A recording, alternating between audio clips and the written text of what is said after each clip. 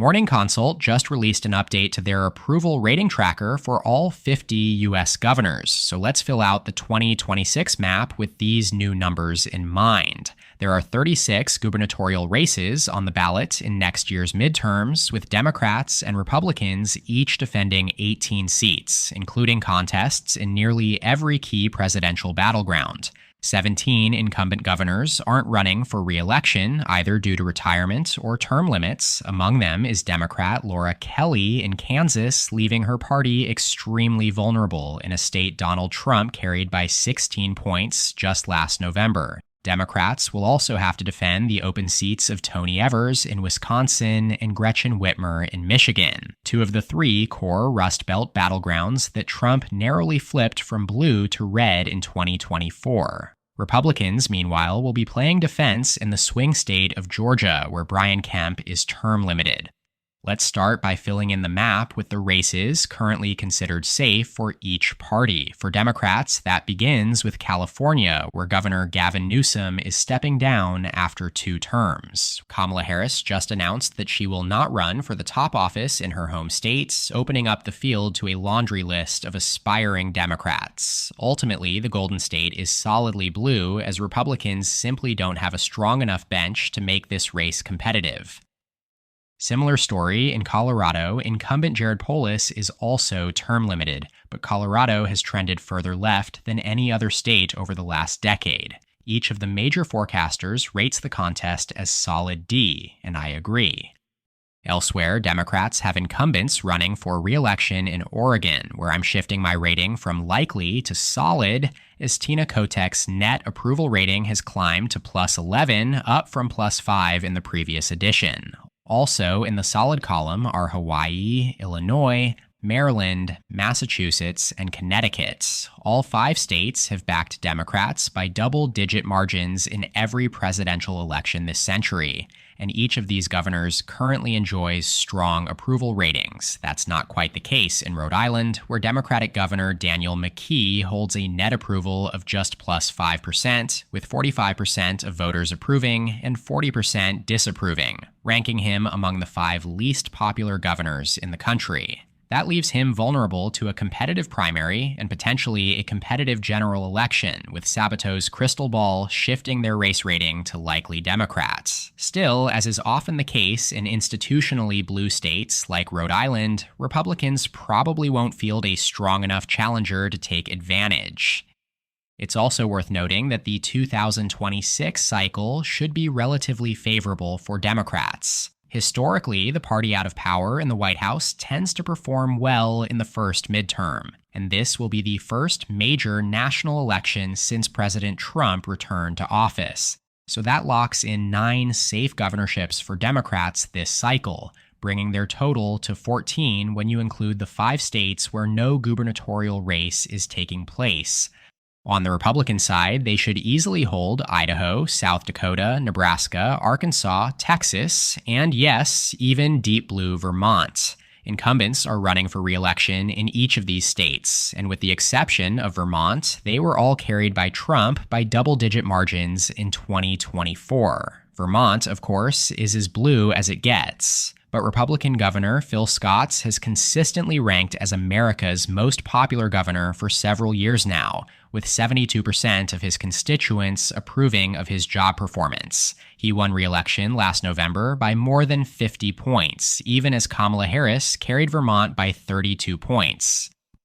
Now, as for the states where Republicans won't have an incumbent running, Wyoming, Oklahoma, Tennessee, and Alabama, it simply doesn't matter. These 4 states each back Trump by more than 30 percentage points, respectively, placing them among the 10 most Republican states in the country. There is an outside chance that the races in South Carolina or Florida become competitive, but that would likely require a major scandal on the Republican side or a particularly strong Democratic challenger. So for now, they round out the GOP's list of safe seats, bringing Republicans to a total of 21 when adding these 12 to the 9 governorships they hold that aren't up for election this cycle. That leaves us with 15 competitive races. Before we get into them, let me take this moment to remind you to subscribe to my channel below. It's completely free and it helps me make more videos like these in the future. Right now, YouTube Analytics is telling me less than 20% of my viewers are subscribed. Again, just hit that button below, it's free.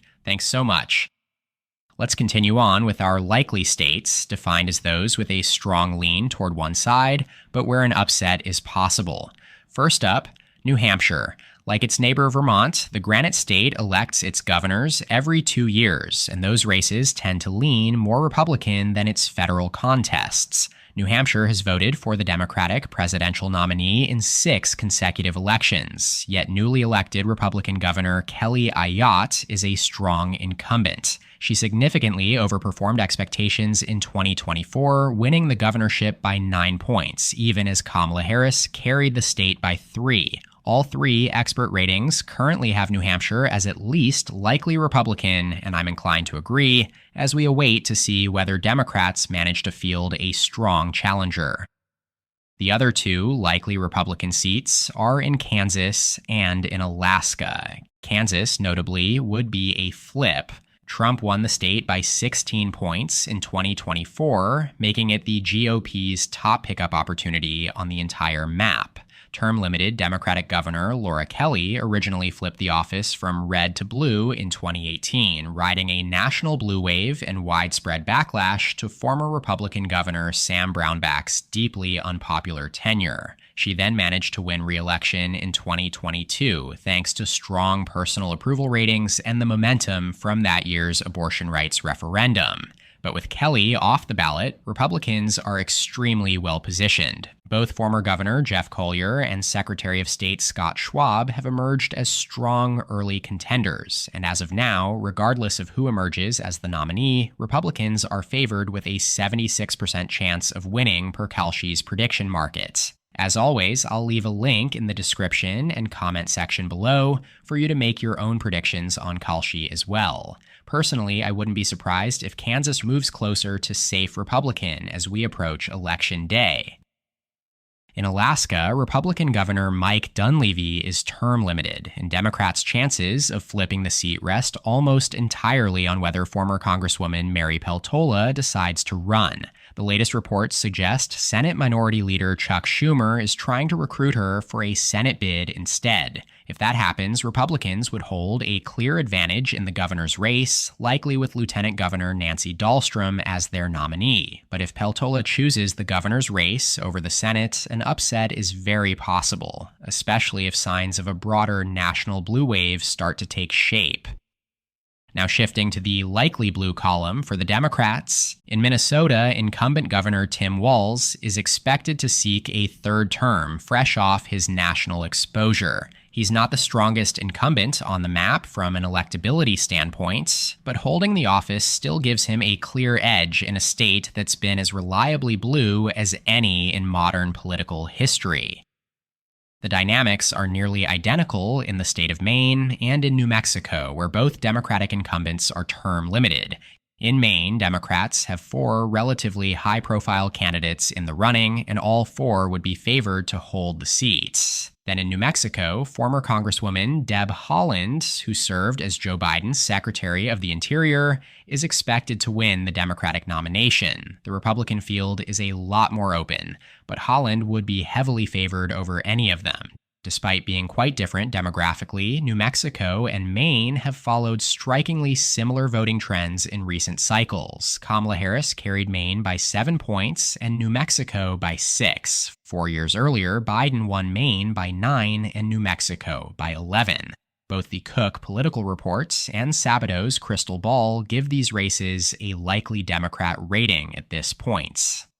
Finally, Democrats receive a likely Democrat rating in New York, historically one of the most deeply blue states in the nation, but not anymore. It saw the largest pro-Trump shift of any state between 2020 and 2024, signaling real vulnerability for Democrats in a place they've long taken for granted.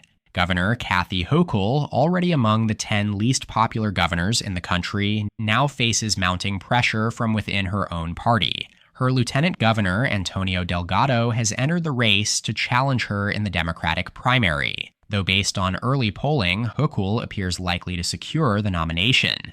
On the Republican side, Congresswoman Elise Stefanik has signaled she intends to run for governor in 2026, but says she won't make a formal announcement until after November. With Congressman Mike Lawler officially running for re-election to his House seat, the nomination is effectively Stefanik's if she wants it. That's not necessarily good news for the New York GOP. Lawler would likely be a much stronger general election candidate. According to split tickets, wins above replacement scores, Stefanik performs about average relative to expectations, while Lawler ranks well above average. Still, recent history gives Republicans some reason for optimism. In 2022, relatively unknown Republican Congressman Lee Zeldin came within 7 points of defeating Hochul, earning more raw votes than any GOP candidate in New York since 1970, and posting the party's best percentage since 2002. That said, this is still New York. Republicans haven't won a major statewide race here in over 2 decades, and Kamala Harris carried the state by 12.5 points in 2024. But for the first time in a long time, both parties are treating New York like it's in play. So that leaves just 8 more states without a rating. Right now, Republicans are favored to hold 24 governorships, ahead of the Democrats' 18.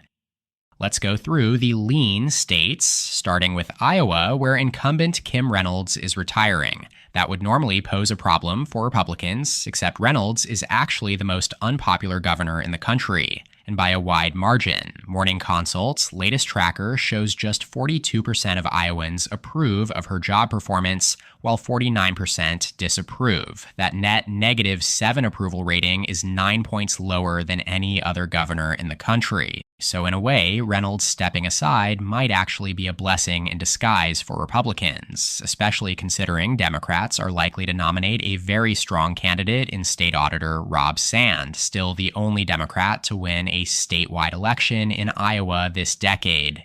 If not for Iowa's sharp Republican shift in recent cycles, Democrats would be in a very strong position here. But the reality is, Iowa is a very red state now. Trump carried it by 13 points last November. That's what keeps this race firmly in the lean Republican column, for now. Ohio has followed a nearly identical trend to Iowa over the past 2 decades, going from a core part of the Obama coalition to backing Trump by 8 points in 2016, then voting for him again by strong margins in both 2020 and 2024. Looking ahead to 2026, incumbent Governor Mike DeWine is term limited, and 2024 Republican presidential Cinderella candidate Vivek Ramaswamy is widely expected to secure the GOP nomination. On the Democratic side, the race could get interesting fast if former Congressman Tim Ryan decides to jump in. Prediction markets currently give Republicans about a 70% chance of winning, much lower than you'd expect given Ohio's partisan lean. That's largely because Ramaswamy is seen as a weaker than average candidate, while Ryan is considered strong with both statewide experience and name recognition. For now, though, Ohio sits right on the edge between likely and lean Republican. And finally, Pennsylvania, usually one of, if not the most, competitive states on the map, but not this time. Incumbent Josh Shapiro is running for re-election with one of the strongest approval ratings in the country and a proven track record of overperformance. He won the open 2022 race by 15 points against a deeply flawed opponent in Doug Mastriano. The 2026 election will be his chance to show whether he's a true overperformer, or if that landslide was simply a reflection of Mastriano's weaknesses. That win marked the largest margin for a non-incumbent gubernatorial candidate in Pennsylvania since 1946, and set a record for the most votes ever received by a statewide candidate in the Commonwealth. That record was actually broken in 2024 by State Treasurer Stacey Garrity, who has officially launched a campaign to unseat Shapiro. She'd obviously be a much stronger candidate than Mastriano, and while Shapiro remains the clear favorite, after once dominant Senator Bob Casey's unexpected loss last cycle, it's clear there's always room for uncertainty in Pennsylvania. Alrighty, that leaves us with just 5 more races still to be determined, and these will almost certainly be the 5 closest contests of the 2026 cycle.